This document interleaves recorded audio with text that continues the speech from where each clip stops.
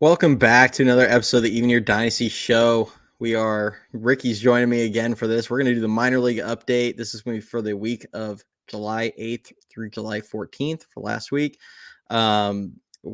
We are going to kind of go location by location as usual. The draft is currently going on. It is Monday that we're recording this. You guys are going to be listening to this, though, on Tuesday.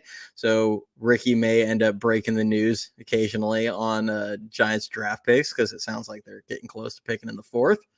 And then depending on how long this goes, there may even be a draft pick in the fifth. We'll see.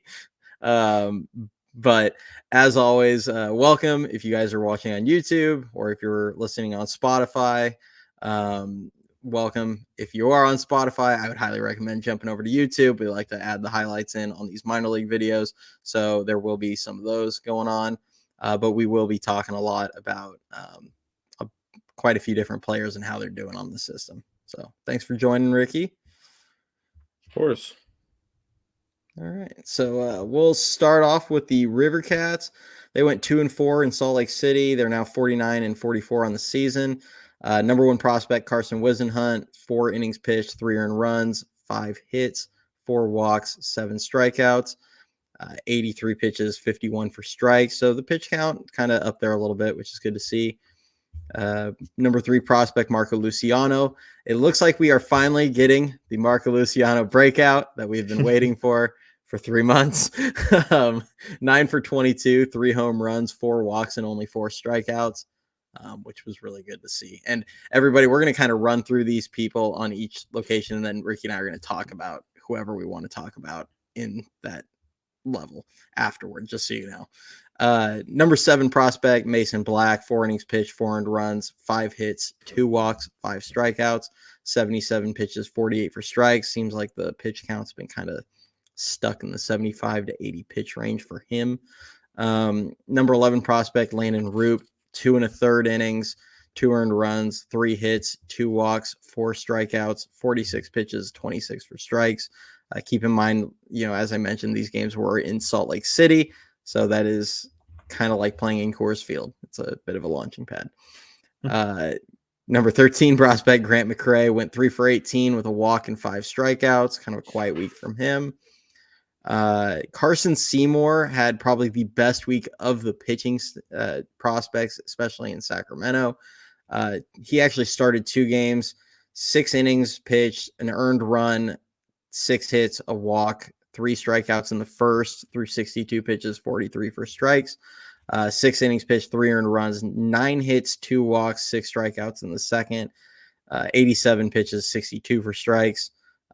Worked around 11 base runners, so that pretty good job limiting the damage in that second game.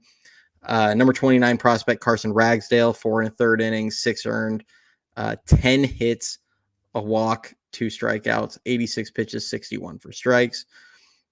Casey Schmidt, 7 for 21, 4 walks, which, hey, 4 walks out of Casey Schmidt, 2 strikeouts, 2 stolen bases. I did put an extra note. His walk rate is up to 8.5% in Sacramento. So just for all the people that say Casey has no discipline, he is working on it. David Villar went 8 for 24, 2 home runs, 3 doubles, 6 walks, and 7 strikeouts. Hunter Bishop went 2 for 11 with a just absolutely mammoth home run. I think it went like 450 feet yesterday. A walk and 3 strikeouts. And then Gerard Encarnacion, who I wanted to give some love because I have not really brought him up on the previous episodes. 11 for 24, 3 home runs. He now has 7 on the season in just 88 at-bats, a double, 4 walks, and 6 strikeouts. His strikeout rate's down under 25%. It's like 24 point something right now. It's got kind of a lot of sneaky power there. So that's Sacramento. I'm going to kick it over to Ricky. I'll let him talk about whoever he wants to in that group, and we'll go from there. Yeah, not too much to look at from the pitching side in Sacramento this week, but Luciano for sure, very encouraging. Again, hitter's park down there or up there in Salt Lake. The 3 homers though in 1 week, you like to see that. No other extra base hits this week, but like you said, 5 RBIs, 4 walks, 4 Ks. That's very encouraging. I'm very interested to see what he does this week. Wish they wouldn't have given him a day off, to be honest, just to see how long he can ride out that hot streak for. But very encouraging. So hopefully he can keep it up, and then we could potentially see him a little bit around the trade deadline time, or maybe a little bit after, depending on what moves they may make. So he'll be somebody we definitely have to keep an eye on. Hopefully he can make his way back up this year. Like to see that for sure. McRae, definitely a lot slower of a week after his last few weeks. He'd been pretty solid, but overall, not too bad on that front with McRae in Sacramento. He's been pretty good overall. Bishop has cooled down, so it was good to see him hit one out. Encarnacion is definitely somebody I've been keeping an eye on for a couple weeks now. He started off a little bit slow when he first came up to Sacramento after being signed out of the Mexican League. But I'm very intrigued by him. I don't know how they would be able to squeeze him in on the MLB roster, but he would definitely be somebody that would be interesting to see at the big league level. He does have a little bit of experience, I believe, with the Diamondbacks. And he does have a few career big league homers. So he would definitely be somebody that I'd be intrigued to see for sure. Tons of power there. And he's not crazy old. He's only 26. So, obviously kind of out of prospect status, but he is somebody in that Lamont Wade type mold where he could definitely be given a second chance somewhere else, like here, and can kind of see what he's got. But that might not be a player we see until, September, if the Giants are kind of out of the race and, make some last minute moves and just try to get some eyes on guys going into next season, to see if he's somebody they want to extend an invite out into spring training. So he's definitely one of the guys to watch for sure. See how much he can continue his hot hitting. Yeah. I think when I look at the Sacramento roster right now, and I kind of think of like how they could help the big league roster, especially if you're trying to win. Like if you're trying, and I'm also trying to balance kind of what's best for, some of the young guys and things like that. What I look at this, and the ones that stand out to me, David VR. How is he not a better option than Wilmer Flores at this point? Like, I don't know how anybody can watch Flores. And I mean, I get it. We've all seen what he's done for 3 or 4 years with the Giants. He's had a lot of good moments. It's 2024. He can't hit. He can't run. He can't really field that well. He's honestly, and I say this not trying to be like dramatic about it, but he's been one of the worst players in baseball this season. Like he's Oh yeah. among the worst. And I see David VR doing what he's doing week in and week out. I see David VR come up here, go 5 for 9, or go get 19 at bats and hits like 5 or 6 balls harder than anything that Flores did all season. Basically, it felt like, and it's like this guy could contribute. This guy could help you win games right now. And I don't understand how you keep him in Sacramento. And he's on his last option year. Like people don't realize next season VR will be where Joey Bart was this spring training, where you either have to put him on the roster or trade him because he's going to get claimed. Someone will see the power and claim him. So that's one that stands out.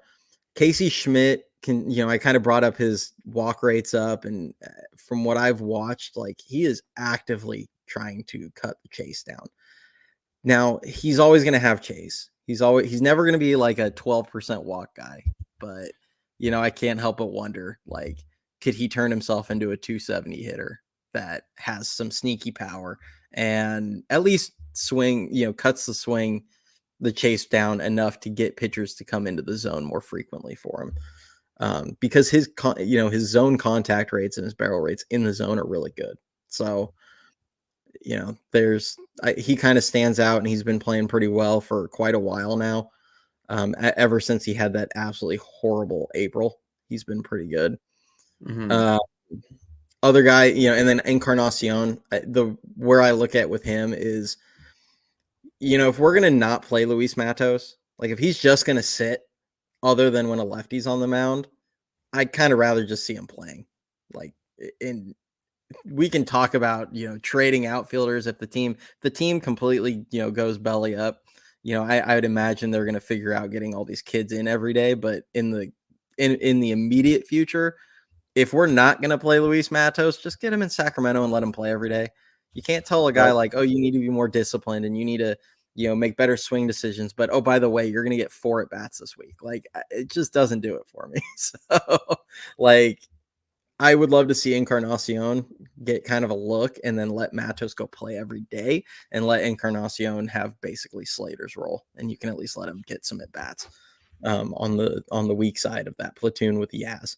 So, I mean, those are the ones that stood out to me, at least for this week. And then obviously Luciano, it's good to see him get going.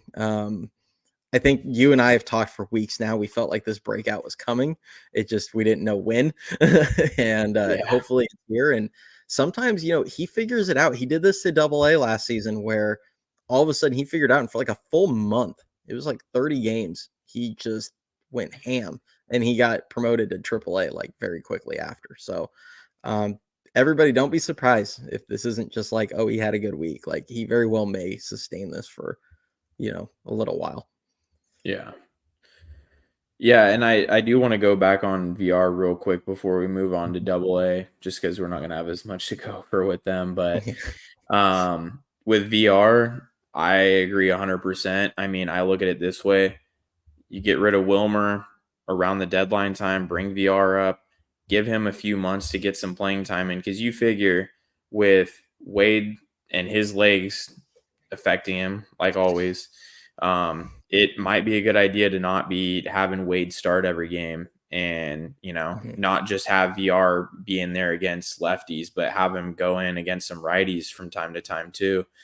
I've been pretty encouraged with VR's walk numbers for the most part. They're not too bad. He's always going to be a guy that strikes out a decent amount, but I mean, we've seen it even at the big league level. That guy can hit one out at any given time, and he's had some big hits in the really small sample size he's been up with the Giants this year. So I don't see why not. I mean, Wilmer, we kind of know what to expect from him. Like, why not see what we have in a guy like VR, 27 years old, and hasn't really gotten an extended look at the big leagues. You know, he struggled a little bit last year after hitting a decent amount of homers and then got sent down and then never really got another chance again. So I don't see why not. I mean, I don't think the Giants are a team that really have a lot of solidified positions. So why not see? Because I'd hate to see VR go to Cincinnati or somewhere like that, a small park, and just hit a ton of bombs. And then here we go again, Adam Duvall 2.0. Yeah. So Yeah. um He I he has also like Colorado Rocky written all over him, I feel like. oh man, that would be horrible. Just see him Like, he hit just like goes 30 bombs out there. and every time the Giants come to town, they'll throw him a fastball that he hits about 480 feet. Yeah, yeah. That would be brutal. I did want to add the Giants' fourth rounder is in, and pretty interesting. It looks like they have taken Dakota Jordan, a Mississippi State outfielder. He was a sophomore, and he previously did enter the draft, but it looks like he wasn't selected because he was committed to Mississippi State at the time. He was a Yeah. football player as well. Still looking into Could have him a been little bit COVID. more, but Could have been the COVID year. yeah. If he Yeah, was I a believe redshirt sophomore, then yeah, because they were short draft and people probably didn't think they could sign him too. Hmm. yeah, so looking a little bit more into him as we go on here. Yeah. Interesting, another college outfielder, so we'll see. Yeah. See once we do a little bit more digging on him. Yeah, and I mean, and honestly, with the draft, I'm a big proponent of just like getting the best players. And yes, sometimes you do need to focus on pitching like they did a few years ago, but um, I'm a very big proponent of like just get the best players because when you have good prospects, you can trade them.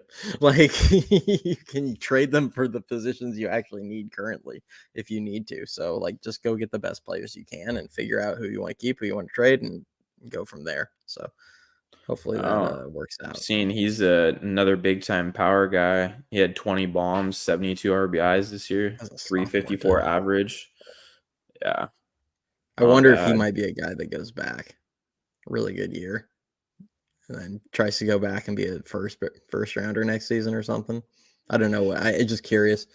Um, but yeah, I mean VR. So going back to VR, like I just it's not even about just like, oh, get a young guy an opportunity. Like I just flat out think he gives him a better chance to win today than Wilmer Flores. Yeah. So it's like some of these guys, like that's why I'm like, make some moves that are going to try and help you win, like now, and not just riding it out saying, well, he's a vet, he'll figure it out.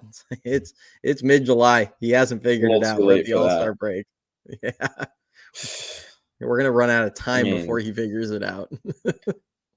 Wilmer's So got 4 homers on the year with about 39 singles to go along with it. That's what he's pretty much done on the year. So I think we kind of have our answer there. yeah. And VR almost hit 4 home runs in like a week because he hit one out and then he top spin two that hit the wall or short hopped the wall that were like 105 or 106 mile an hour exit velocities. That had he not top spun them, they would have been just way out. And it's just, yeah, I think I honestly think he just gives them a better chance. So and then obviously Encarnacion, I think that's just a guy to monitor, especially if they're not going to play Matos consistently. I could see a scenario where they try and they flip them basically. So we'll move on to Richmond though. They went 3-3 versus Harrisburg. They are 41-46 on the season. They're kind of the most boring of the. I don't think it's even kind of. I don't know, between them and San Jose. At least San Jose's had the rehab guys. They've had like Robbie Ray and Snell thrown the last couple of weeks. Richmond's kind of turned into just not a ton of talent down there, but there are a couple guys. Number 12 prospect Trevor McDonald threw 5 innings pitched. 2 earned runs, 5 hits, a walk, 3 strikeouts through 65 pitches, 44 for strikes. Number 19 prospect Victor Barracoto, 7 for 20, 3 doubles, a walk, 6 strikeouts, and a stolen base. Number 26 prospect Jairo Pomares, 7 for 18, a triple, 3 doubles, 4 strikeouts, and a stolen base. And then Will Bednar, they're still keeping him to the 2 innings per outing plan. I kind of get the impression that that's going to be the case the rest of the season.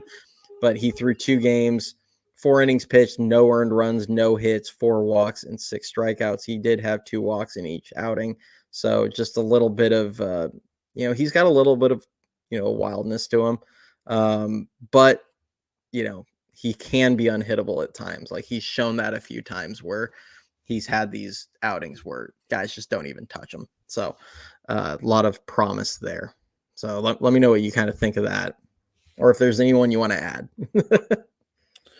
I'm not going to add anybody to that list, but going back on Trevor McDonald, my biggest concern with him is even though the strikeout numbers are usually pretty good, um, him taking up a 40-man spot makes me just wonder if, we could try to throw him as a fill-in in a trade with a couple bigger prospects if they do buy. Um, I just don't really care for seeing guys, on the 40-man that deep into the minors. And, he's not really somebody I see coming up anytime soon. I mean, you got plenty of guys in front of him, both at the big league level that have just came up and then also in Sacramento. I know there's been walk issues with him as well in the past. Not a terrible week at all for him, but he's definitely somebody kind of like a Meckler, like we've talked about before. If they are going to buy, those two guys might be somebody you look at and say, hey, here you go. Here's with McDonald, at least here's a high ceiling player that you might want to just throw in a trade, and it might be intriguing and you might get some good out of him if you get the right Mhm. coaching around him and development. And throw him in with a Luciano or a Wizenhunt, depending on what the Giants do here in a couple weeks. So you look at him. That's where I kind of stand with McDonald. Barracoto, I'd still like to see him bring the K numbers down a little bit, personally. He has stepped it up for sure. He's kind of just hovered right around the upper 600s with his OPS. So we'd obviously like to see him stay in the 700s. And with Richmond, that's honestly fine. Still very encouraged by Pomaris, 806 OPS on the season, 10 bombs, 28 ribbies. He had a triple this week, 3 doubles. So I've been very impressed with him. I'd like to see them be able to open up a spot and sack for him and get him up there later this year. That's where it does get a little bit tricky when you have some of these older vets on the big league club, because then they're kind of holding back some of these guys in Sacramento that are probably ready for a look. So he's definitely somebody I want to see in Sacramento by the end of this year, because I think we'll see his numbers just shoot way up going into a more hitter friendly environment. So Pomaris has definitely been my favorite player to watch last couple months here since he's been back. He's got some crazy power. It's yeah. He's got a lot of, I'm pretty sure he has a lot of doubles this season. I don't have his numbers in front of me right now, but pretty sure he's got just a ton of extra base hits, which in the Eastern League, like, that's super impressive. It feels like the Giants have like a ton of AAA caliber outfielders right now. Like, Yeah. like guys that are just not quite ready to go to the majors, but they are just like a whole ton of them that are like AAA caliber. And that doesn't mean they're not going to eventually be, major league players. That's just kind of where they're currently at. And Pomaris is kind of being held in Double A because of that. It almost feels like McDonald. The only thing I see, because he started in, he was hurt to begin the season. So he went from the, he rehabbed and then he worked his way. He's now up in Double A. I feel like he'll probably finish in Triple A at the end of the season, the way they've been going with him. Honestly, when they added him to the 40-man, they made it sound like they were going to try and turn him into a reliever, and that's why he got added. Because he does throw upper 90s with a pretty nasty slider. Yeah. And that probably is his future. But they are trying, like, they're attempting to develop, stretch him out as a starter. So, I mean, it's intriguing. And like you said, it could be a good piece to add in. I don't necessarily think he's like a throw in, like, hey, we're just going to get rid of this guy, like, go away. But I do think he would have some value if he keeps pitching like this. But he has had, walk concerns and things like that. So, and he is taking up a 40-man. So it's like, okay, are we going to like try and fast track him and get him in the bullpen? Or are you guys just going to have a guy that's going to eat up a 40-man for 2 years while you're trying to turn him into a starter? And then you're going to have like 1 year to figure out what to do with him. So they've kind of put themselves in a weird spot with him. But yeah, I mean, that's all I really have to add. Like you said with Barracoto, I'd like to see a little bit more extra base hits, a few more homers. He has like 7 on the season. He hit 27 last season. Yeah. Yes, it's a tough league to do it, but he didn't have an issue last season in the Eastern League. So not at all. it's kind of crazy that the home run numbers have fallen off, because if he was on his normal home run pace, he'd probably be around 750 OPS right now, the way the rest of it is. So at least. Yeah. So that's all I have for that.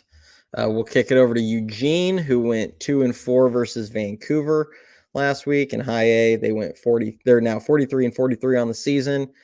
Number 2 prospect for the Giants, Bryce Eldridge, 2 for 8 with a double, 3 walks, 3 strikeouts. He only went 2 for 8 because he took a few days off because he played in the Futures game where he went 1 for 2 and scored a run in that game. Number 10 prospect, Joe Whitman, had a really good outing, 6 innings pitched, 1 earned, 4 hits, no walks, 7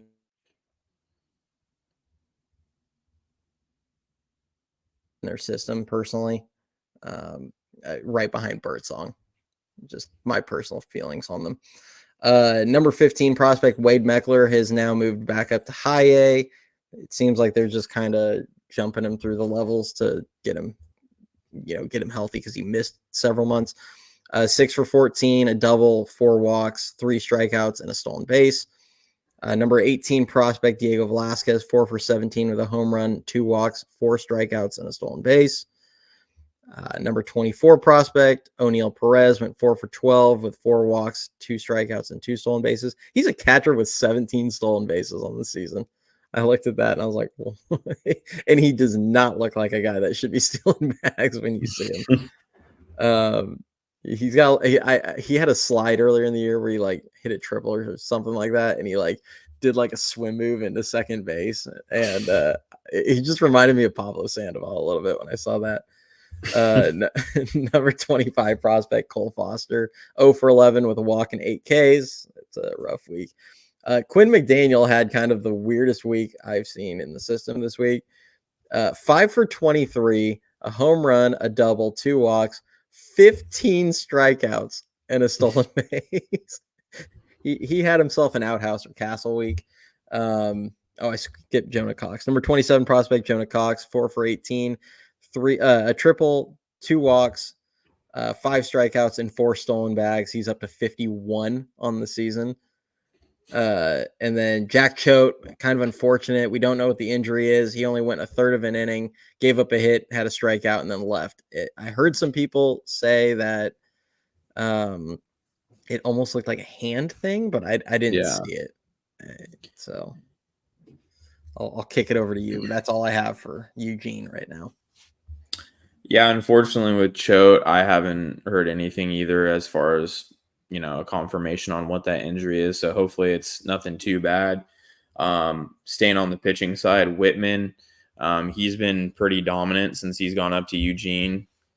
Looks like whatever he was dealing with in San Jose has kind of gone away, and he's at 22 years old and being a college guy.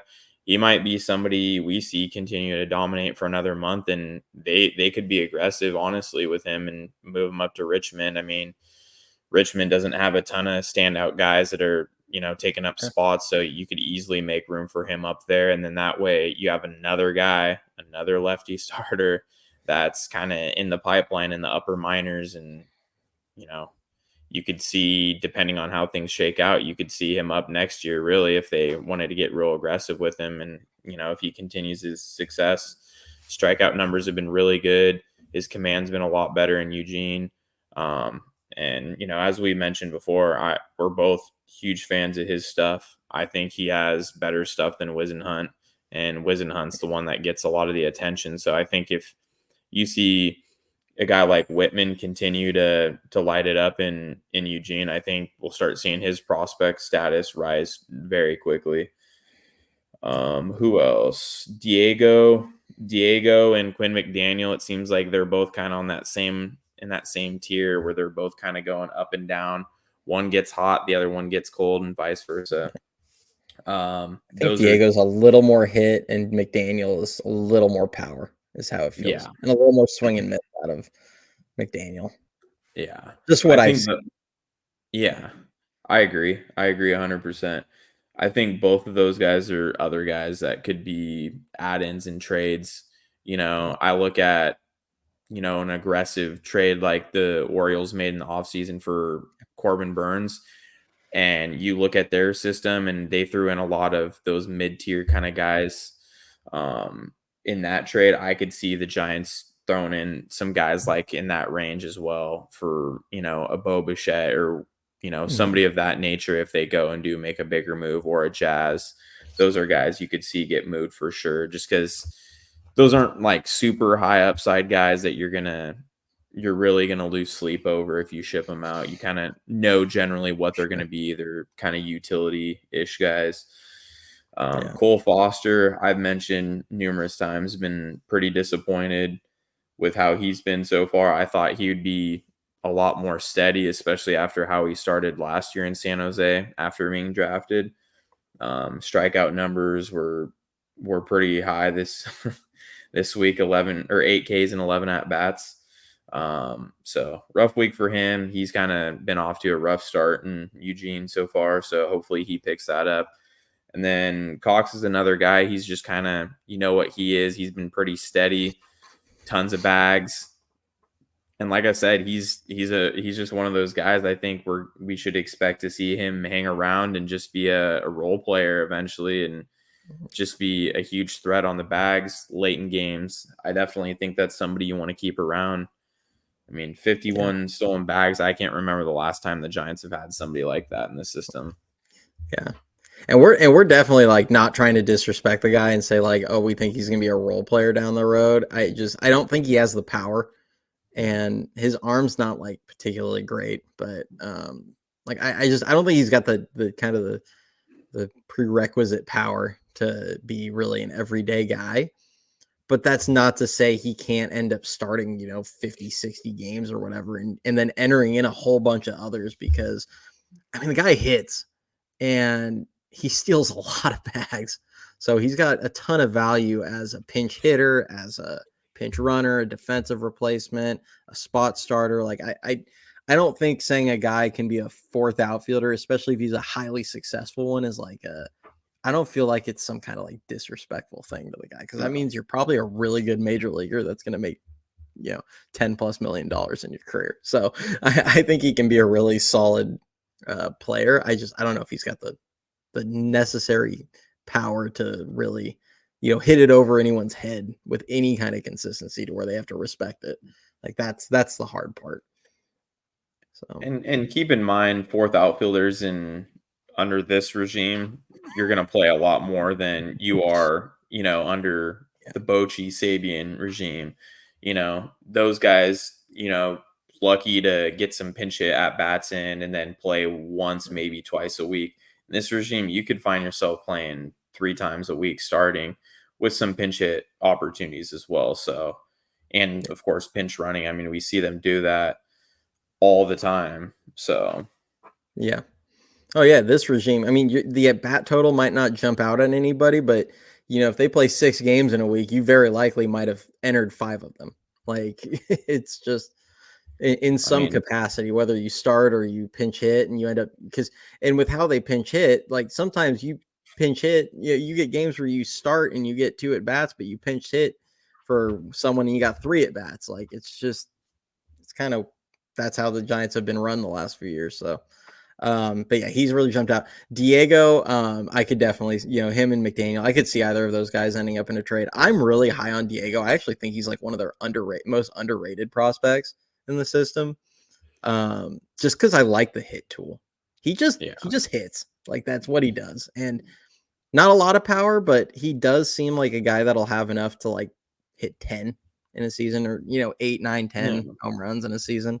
He's got kind of some sneaky little bit there. But yeah, he just hits and I like that. So he just almost feels like a almost old school second baseman when I yeah, watch.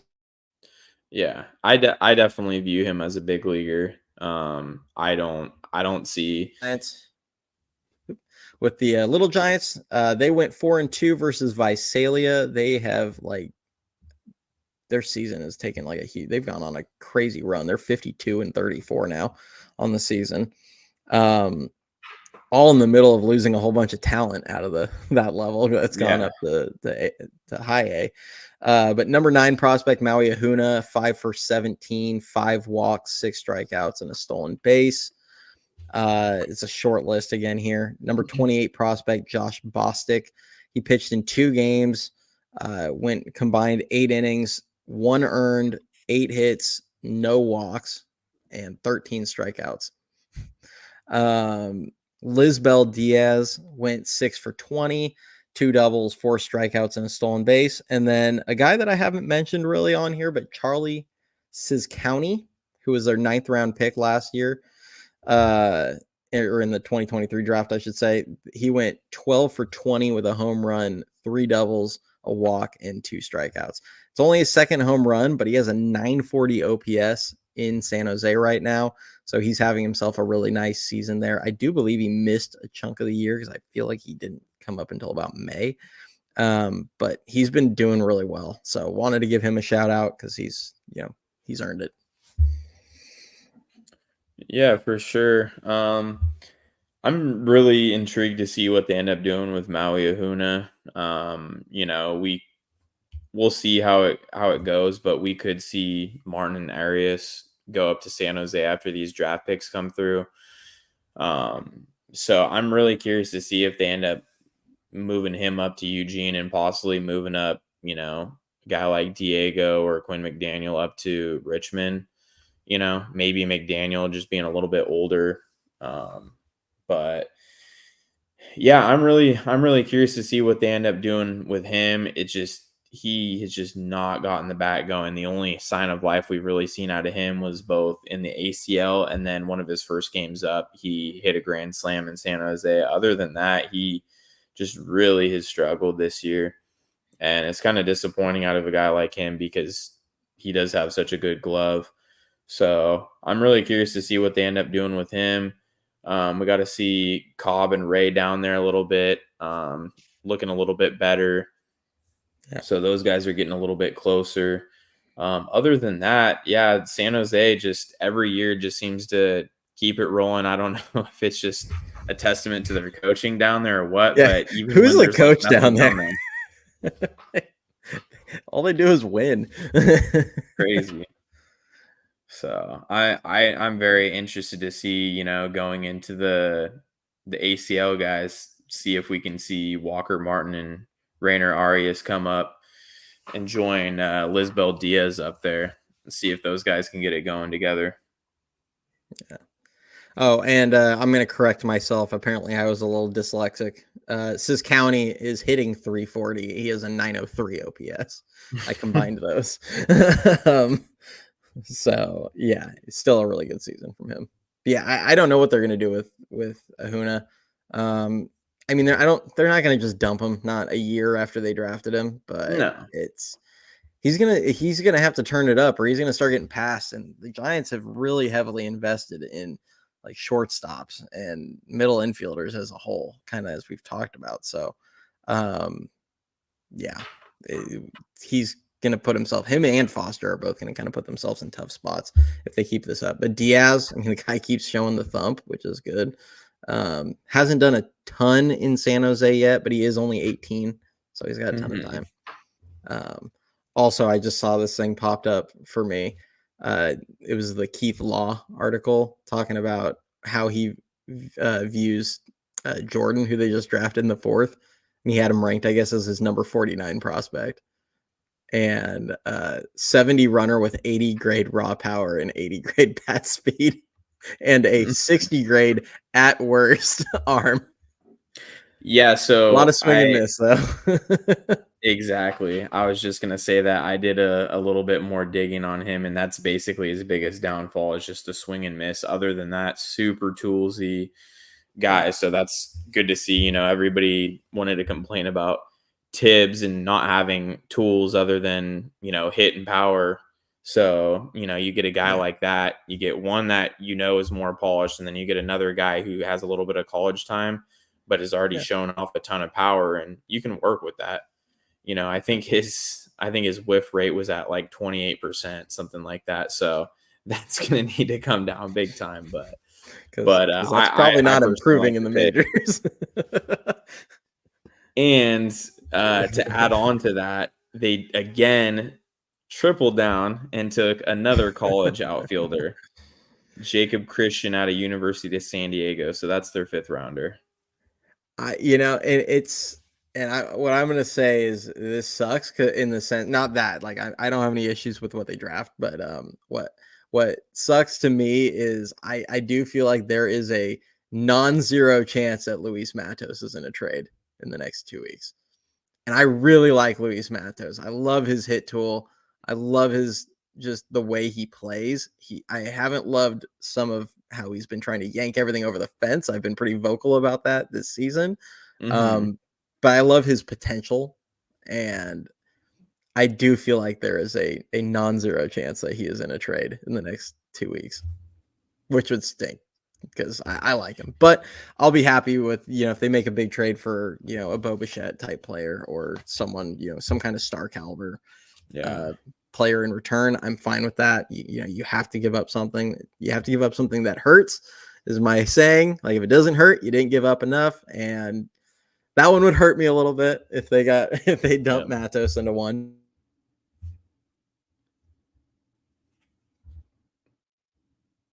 up in AAA, and then Encarnacion doing what he's doing, Paparis and AA, and it's just like, and now they're getting all these college guys. It's like there's going to be outfielders, and there's going to be pressure on each of these guys. That's like, you better perform, because if you don't, there's like four guys that we're waiting on right now that are potentially going to be close. So it'll be really interesting to see how that plays out. It's exciting for a team that never could develop good quality homegrown outfielders. They have Ramos already in the outfield. Obviously, Lee was a free agent signing, not homegrown, but they have those two guys. He's only 25 years old. So you have these two young guys already. And then there's just like this giant pool of young outfielders that feels like it's going to be fighting for that last spot potentially. Kicking over to the complex league, it's only 3 guys. The rest of it's pretty short. Number 5 prospect Walker Martin, 5 for 13 with 2 walks and 4 strikeouts. The power wasn't really there this week, but the strikeouts are finally starting to kind of get into a normal range. Not a math expert, but at least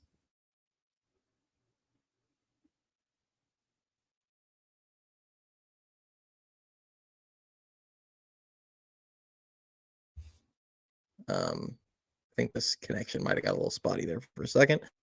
Number 6 prospect, Rainer Arias, 3 for 13, 2 doubles, a walk, 3 strikeouts. The later part of the week, he had a couple of good games. Earlier in the week, he was struggling quite a bit.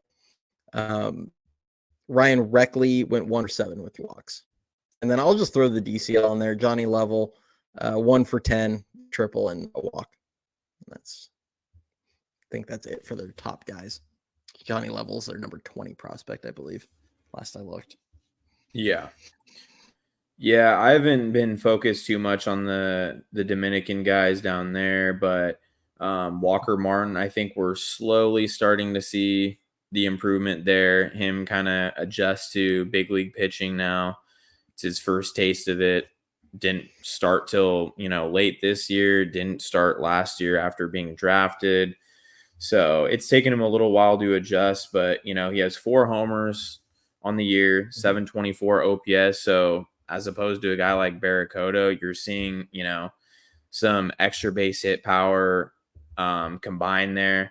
And he's had a decent amount of walks this week. He had the 2 walks with the 4 Ks. So honestly, with him, it's just a little bit more consistency, get the strikeout numbers down. That's going to be his, biggest adjustment there. But I mean, you're seeing the power potential with him, so that's encouraging. At least you're not just seeing him whiff and then have no hits to go along with it, which kind of leads me into Arias. That's kind of a little bit of what he was doing. Strikeout numbers weren't great, and he didn't really have many hits to go along with it. He did get 3 hits and 13 at bats this week, couple doubles, couple RBIs, so that was encouraging. But I'm not quite as worried about Arias as I am Walker Martin, just because we gotta see a little bit of what Arias could do last year. But I think overall you got a 724 OPS with Martin and a 729 with Arias, so it's not terrible. It'd be nice to see that go up a little bit, but like I said, we could see them going to San Jose by the end of this year, and then actually get to watch some footage of these guys and kind of see how they're looking. It's a little bit tough down on the ACL, so you don't like getting the camera angle from like behind them to the side, and you just see him hit, and then you don't even see the ball, or you see him hit and run. Yeah, you're just searching through X, hoping to find any video you can. Yeah. Some person that was over at Papago taking a video from wherever they were sitting. Roger Munter's on the grind, one of those guys. Yeah. I'm big on the eye test, so I mean, I can look in the numbers all day long, but until I get to watch these guys, all I'm getting to do is see their little, a little bit of highlights here and there on like what the swings look like, and I like, Walker Martin. I love his swing. I haven't really gotten to watch him though, so I can't go too much into detail those. I do feel like when they drafted him, he does feel like more of a project compared to Eldridge, just from a level of competition standpoint. Yeah, I feel like because Eldridge, he was doing all the Team USA stuff and playing in a high, Colorado's kind of known to not have the greatest level of competition.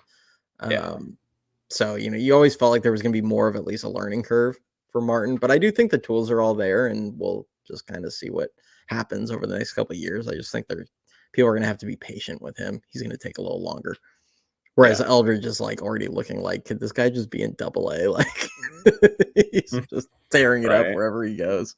So yeah, he's I think Eldridge is like a sneaky special talent. So Mhm. but yeah, that's I don't know. Do you have any other guys you want to touch on? I mean, that was everybody. We went through all the levels before we jump off of this. Yeah, I didn't really have any other guys I really wanted to touch on. It was just more so wanted to add, with guys like Martin and Arias being some of our top guys, it's a huge reason as to why we all wanted to really see some college bats get thrown in the system. Because even with these guys already, spending a year and a half in the system, they're already so Mhm. far away from being called up. So it's good to see. And like I said, that last draft pick they just made, Jacob Christian, outfielder out of University of San Diego. And it's very clear they're targeting one big thing, and it's college bats, outfielders, lots of power. Christian had 26 bombs and 67 RBIs this year with University of San Diego. So it's very clear they're losing patience with some of the younger guys, taking a while to develop, and they're trying to see if they can find some guys that can just plug and play within the next year or two. And then that way you have a Yeah, little bit more flexibility. yeah. It feels like there's always two schools of thought. Like when it comes to power, like you can get guys that are really good hit tools that maybe don't have a swing groove for power or anything like that. Like Ramos is a good example of that. Big strong guy, didn't necessarily have a swing that was like geared to hit a lot over the fence. And now they've kind of worked with him, and now he's hit 22 home runs and between Sacramento and San Francisco. Well, I guess there could be three schools of thought. Then there's the guys that are more hit tool that maybe their bodies haven't matured, and you're kind of like hoping Yeah. they can fill out. And then there's kind of the third, which is just get a guy with premium power and figure out if he can make contact. Yeah. and and I mean they did that with Bishop. Now Bishop hasn't really shown premium power from a production standpoint. He clearly has it. I mean, he hits some absolute moonshots, but then again, so did Austin Slater. So he would sneaky hit one like 460 every now and then. But it just it's something that I've been a big complaint for me with the Giants. It's just like they don't prioritize it, and then they try and play the victim and be like, "Oh, it's the ballpark that's the problem." And it's like, no, you guys don't prioritize premium power ever. Like you get a bunch of fringy power guys, and then you put them in this ballpark, and they get eaten up by it. And it's like, well, duh. Like anybody could have Yeah. told you that would happen. Belt is the only guy that I think had kind of like fringy premium power. Him and Posey that you know, yes, the ballpark cost them home runs, pretty regularly, but those were like the closest they've had to that. And they're even like a definitive step below some of these guys that are around the league that can just make Oracle look small, fairly Yeah. often. So we'll see. Yeah. Mm. Yeah, like I said, it's very clear they're putting a huge emphasis on it this draft. It's kind of like going back a few years when it was like this huge string of just arms. Like I think it was I want to say it was like the Mm. 2021 draft maybe, because Mm. the COVID draft was a little bit shorter, but Yeah, I it think it was was. the 2021 draft. It was almost all arms until like the very back end of the draft. So you're just stockpiling your system with that. So now it's like, okay, we're just going to stockpile with a ton of outfielders with a ton of power and see what sticks. And that's ultimately kind of like what the MLB draft is. It's just you're throwing darts and seeing what sticks and Yeah, and trusting your area scouts and seeing what you can do. But I mean, yeah, I'm pretty excited looking more into this Dakota Jordan guy, their second pick. yeah. I Super like the speed. toolsy. Yeah. Yeah, I like seeing that big time, even though him and Tibbs both have that power. I like seeing them coming back with a guy with tools and athleticism, yeah, versus a guy like Tibbs who, you're just hoping for nothing but power and being a yeah. consistent hitter. So You're hoping for a guy that like hits 280 with 25 to 30 homers, and it's just like a steady 5 or 6 hitter that just hits. Like, I feel like that's what you're kind of looking for out of Tibbs. It's just, Michael Conforto with the Mets, as we talked about on the last video. So yeah, I mean, we'll see. I mean, I think premium power and premium speed are two things that they have really neglected in the past.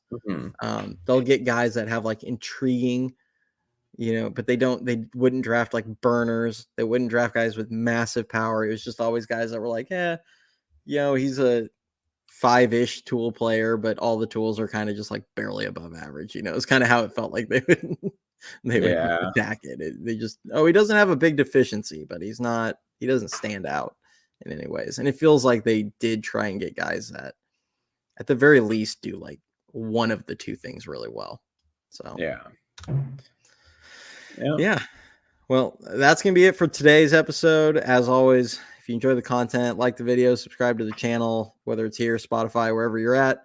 Other than that, as I mentioned on the previous video, we may or may not do a live. I saw the connection kind of like drop for a second periodically. I don't know if it was spotty. You were good on my end. I don't know how I sounded on your end. Just the internet here is iffy. But appreciate everybody coming out. We may try and at least record something. It just may or may not be a live. So we'll see. Sounds good. All right, cool. See you, everyone.